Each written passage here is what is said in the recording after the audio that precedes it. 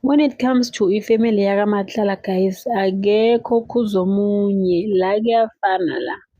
U-6 no-9 kunge nje nawubhekisa ngala ubona indlela eyi-1. Hello guys, sanibonani and welcome back to my channel. Nangoke phela uMrs Matlala Tsakana sekatitholela i-deal tender ya 3.7 million eKuruleni Municipality.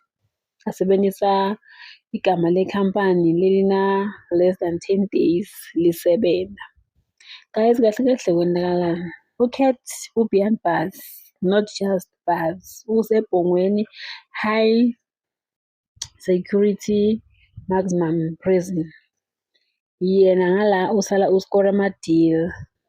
Ku-clear ukuthi lo muntu lo yes uboshiwe but lama kingpin akhe labo big 5 members bakhe basasebenza ngaphansi kwakhe because le deal lo mfowethu uyithole kanjani.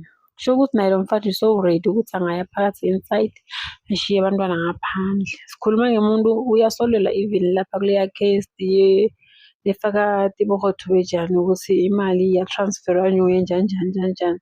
Nyalo sovumbuka ngale ma-deal ma-tender ukuthi nasothola i-tender. Kusho ukuthi vele abakhudeki. Uyanjani uyofuna ama-deal ngemigugu ngalana indoda yakhe ivalelwe. Kusho ukuthi kahle kahle bona bayicabanga imali. Lolo kunye akume kancane.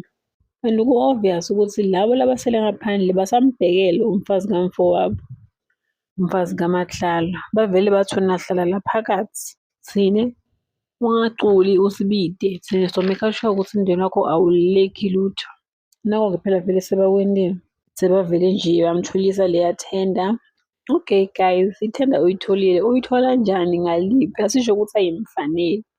Mara nje Matlala sawa guys, kuningi. And one thing for sure, leya nyoka yabo or ini yabo spoon sabo besibadlisa kahle. Sishabalele. Cause nangu phela umuntu sekabanjwa eli. Ne-deal yakhe engakachubekanga yaya kuphi uvele ubone ukuthi laba baflathelwe.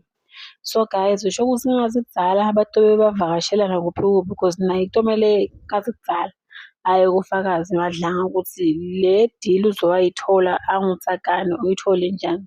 Uyitholiswe inhlanhla, uyitholiswe sibongo sakaMatlala or uyitholiswe lama big 5 lanzinzala baleni langasola ngakabanjwa. So guys, ziyalila kaMalema.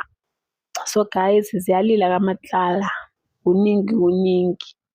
That's the end of our today's video. Please like, comment and subscribe. Ndonibona ku video elandelayo. Bye.